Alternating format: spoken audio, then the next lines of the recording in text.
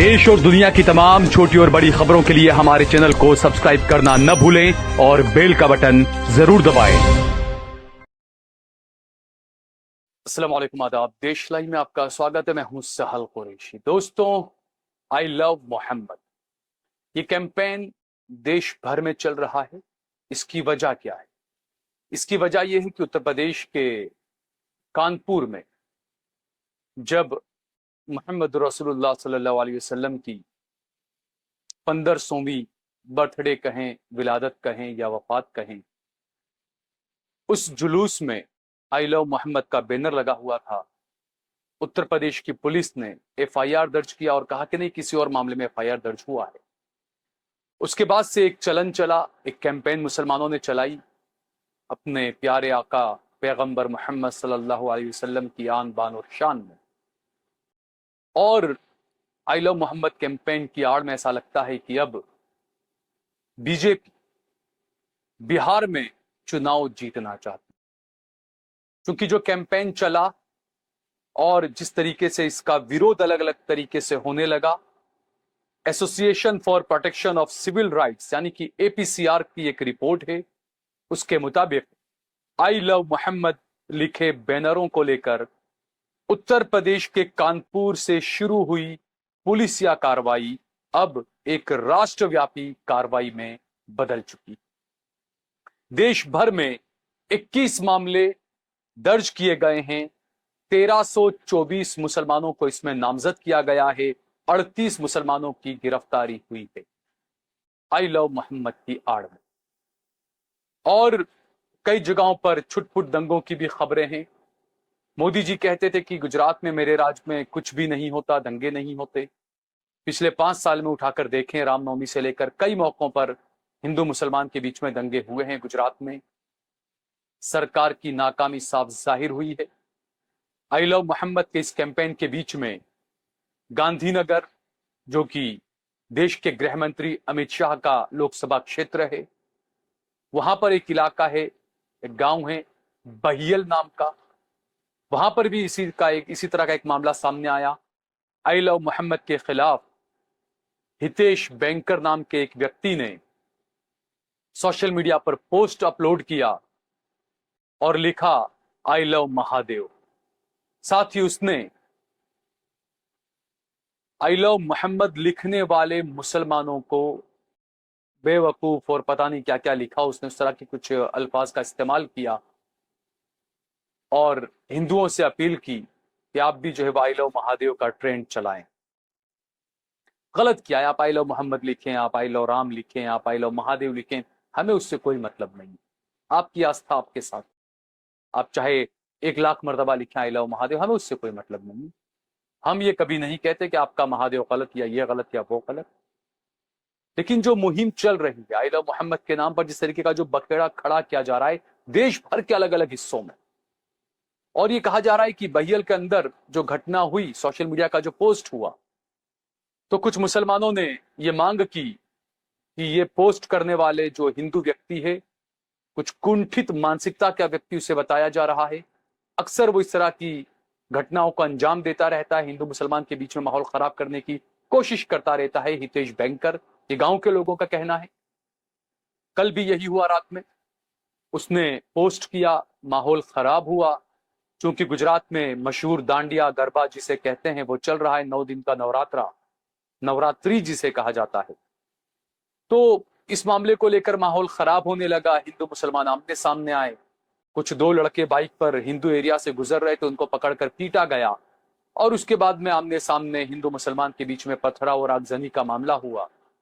उसके बाद गांव वालों का यह कहना है, बहियल के लोगों का, कि गाड़ियां भर भर कर लोग आए मुसलमान इलाकों में और पुलिस की मौजूदगी में उन्होंने मुसलमानों को घरों में घुसकर मारा, मुसलमानों के घरों में तोड़फोड़ की और लूटपाट मचाई। ये सब जो कुछ हो रहा है, ये आई लव मोहम्मद की आड़ में कुछ हिंदू संगठन के लोग या जो हिंदू मुसलमान को जो लड़ाना चाहते हैं वो लोग कर रहे हैं। ये आई लव मोहम्मद को लेकर जो इतना हंगामा खड़ा किया जा रहा है हिंदू पक्ष की तरफ से, सनातनी कभी ऐसा बखेड़ा खड़ा नहीं करते। मैं हिंदू की बात कर रहा हूं।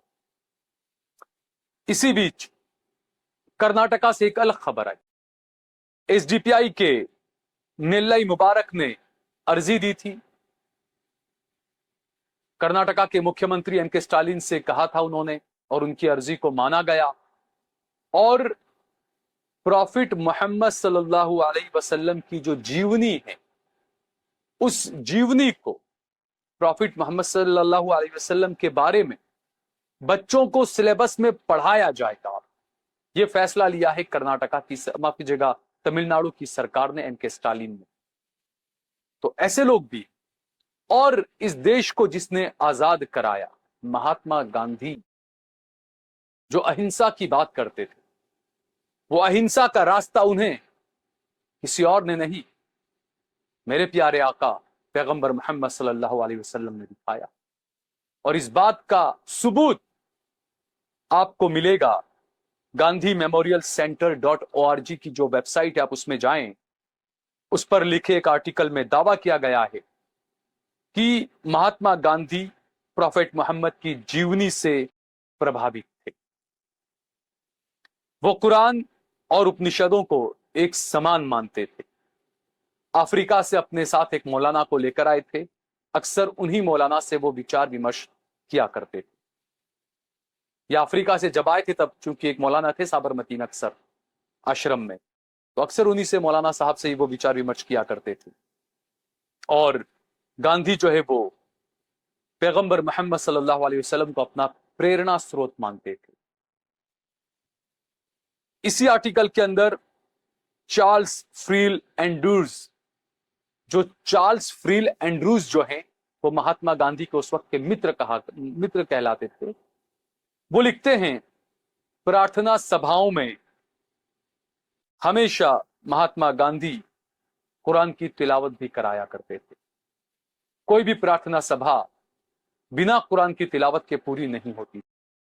यानी गांधी की प्रार्थना सभाओं में जहां पर रघुपति राघव राजा राम ये गूंजा करता था, तो वहीं पर कुरान की तिलावत भी हुआ करती। गांधी की जीवनी को आप पढ़ें, गांधीवाद जिसे, जो एक किताब है गांधीवाद, उसमें आप पढ़ें तो उसमें बार बार, कई बार इसका जिक्र किया गया और बताया ये जाता है कि उसके तकरीबन 12 या 14 बिंदु जो हैं वो पैगंबर मोहम्मद सल्लल्लाहु अलैहि वसल्लम की जीवनी से लिए गए। गांधी मानते थे कि प्रॉफेट मोहम्मद सल्लल्लाहु अलैहि वसल्लम समानता की बात किया करते थे। वो इंसाफ के लिए खड़े होने के लिए आपको प्रेरणा देते थे। वो सभी एक समान है, ये बात करते थे। तो बाकायदा गांधी ने अपनी असल जिंदगी के अंदर पैगंबर मोहम्मद सल्लल्लाहु अलैहि वसल्लम की उन चीजों को शामिल किया। गांधी मानते थे, गांधी प्रेरणा लेते थे। महात्मा गांधी जिन्होंने इस देश को आजाद कराया, देश को आजादी भी जो मिली है कहीं ना कहीं वो पैगंबर मोहम्मद सल्लल्लाहु अलैहि वसल्लम के रास्ते पर चलकर ही मिली। इस आजादी के अंदर इस मुल्क के कई हजारों लाखों उलेमा का खून बहाया गया, कत्ल किया गया उलेमा को। आप जाकर देखिए दिल्ली में खूनी दरवाजा, दरियागंज, और वहां का इतिहास पढ़ें पुराना, और इंडिया गेट पर जो नाम लिखे गए हैं उन नामों को पढ़ें आप, तो आपको पता चलेगा कि आई लव मोहम्मद कहने वाले लोगों का कितना बड़ा योगदान इस देश की आजादी में रहा है। मुझे ये कहने में भी कोई गुरेज नहीं है कि दुनिया भर का आप इतिहास उठाकर पढ़ें, कहीं पर भी कुछ अगर जुल्म हो रहा है, कहीं पर भी अगर कुछ गलत हो रहा है, तो सबसे पहले उस जुल्म के खिलाफ, उस गलत के खिलाफ आवाज उठाने की या खड़े होने की जरूरत अगर किसी ने की है तो वो उसी ने की है जो अपने सीने ठोक कर, अपना सीना ठोक कर कहता है आई लव मोहम्मद।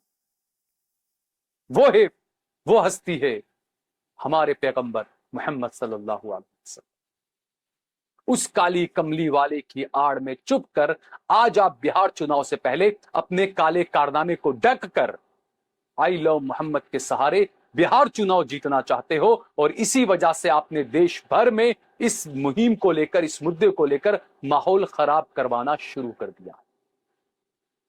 दूसरी तरफ आप एनसीईआरटी की किताबें पढ़ें, उसमें यह सिखाया गया, बच्चों को यह बताया गया कि मुसलमानों ने हिंदुओं का कत्ल किया था, मुसलमान आक्रांताओं ने हिंदुओं का कत्ल किया था। झूठा इतिहास अब मेरे यहाँ के देश के बच्चों को पढ़ाया जा रहा है एनसीईआरटी की किताबों में। कल ही 2 दिन पहले की घटना है। उत्तर प्रदेश की गवर्नर आनंदीबेन पटेल बैठी हुई है और एक बच्ची से भाषण करवाया जा रहा है कि सत्ता में तुम्हारा बाप बैठा है, नरेंद्र मोदी बैठा है। इस तरह का जो है वो भाषण उस बच्ची से, या इस तरह की कुछ गजल या उससे पढ़वाई गई वहां। तो इन बच्चों की मानसिकता को आप किस तरफ मोड़ना चाह रहे हैं? इन बच्चों के जहनों के अंदर आप क्या जहर डाल रहे हैं, इसका आपको खुद को भी अंदाजा नहीं है। आप खुद अपने बच्चों को दंगाई बना रहे हैं। जो लोग सुनी सुनाई पर करके तमाम चीजें करते हैं, मैं उनसे कहूंगा कि एक मर्तबा आप खुद पैगंबर मोहम्मद सल्लल्लाहु अलैहि वसल्लम की जीवनी को पढ़ें। ये जो लोग आपको उकसा रहे हैं, इनके कहने में ना आए। आप खुद पढ़ें और उसके बाद अगर आपको उसमें कुछ गलत लगता है तो आप जहां पर भी हैं, किसी भी मस्जिद में, आपके आसपास की मस्जिद में जाइए, वहां के मौलाना को पकड़िए आप और उनसे पूछिए। आप, मैं अपने हिंदू भाइयों से कह रहा हूं ये बातें, और उन मौलाना से पूछिए, आपके मौलाना पैगंबर मोहम्मद की जीवनी हमने पढ़ी है, हमको ये चीज गलत लगी या ये चीज सही लगी या ये चीज को हमको सवाल है। वो मौलाना आपको 100% नहीं, 1001% आपको सवाल का जवाब देंगे। तो ये जो राजनीतिक जो विरोध चल रहा है उसमें न फंसे, क्योंकि मैं अक्सर कहता हूं, नरेंद्र मोदी के भाई भतीजे अमित शाह के बेटे ये आपको कहीं पर भी भगवा झंडा लेकर हिंदू सम्राट बनने की कोशिश करते हुए नजर नहीं आए। हिंदुत्व के ठेकेदार इन्होंने अपने बच्चों को नहीं बनाया है। हिंदुत्व का ठेकेदार इन्होंने आप गरीब हिंदुओं को बनाया है, मजदूर हिंदुओं को बनाया है, बेरोजगार हिंदू युवाओं को ठेकेदार बनाया है, वो भगवा झंडा देकर। तो इसलिए आप खुद पढ़ें, कुरान को भी आप खुद पढ़ें मेरे हिंदू भाई। हम मुसलमानों की एक बदकिस्मती ये रही कि लोगों ने ये बताया कि कुरान जो है वो मुसलमानों की किताब है। नहीं, बिल्कुल नहीं। कुरान सिर्फ मुसलमानों की किताब नहीं है, कुरान इंसानियत की किताब है। हर हिंदू भाई को कुरान पढ़ना चाहिए। आपको जिस जबान में चाहे आप पढ़ें, हिंदी में, गुजराती में, मलयालम में, अंग्रेजी में, हर जबान के अंदर आपको कुरान मिलेगा। आप पढ़ें कुरान और उसके बाद तय करें कि आपको विरोध किसका करना है और साथ किसका देना है, या गलत कौन है और सही कौन है, आप खुद तय करें। आप किसी नरेंद्र मोदी को पूछकर या अमित शाह को पूछकर या प्रवीण तोगड़िया को पूछकर आप ये तय नहीं करें कि कोई कौन सही और कौन गलत है। आप खुद पढ़ें और आप खुद तय करें कि कौन सही और कौन गलत है। इस वीडियो को ज्यादा से ज्यादा शेयर करिए, कमेंट करिए, लाइक करिए। अगर आपने हमारा चैनल देश लाइव सब्सक्राइब न किया तो हमारे चैनल को जरूर सब्सक्राइब करिए। डिस्क्रिप्शन में लिंक दिया हुआ है। हमें आपके सहयोग के, आपके साथ की, आपके समर्थन की सख्त जरूरत है। ज्वाइन बटन दबाकर आप सीधा हमारे साथ जुड़ सकते हैं। हमने हमारा नंबर भी दिया हुआ है। ज्यादा से ज्यादा हमारा सहयोग करें, समर्थन करें। जय भारत, जय हिंद।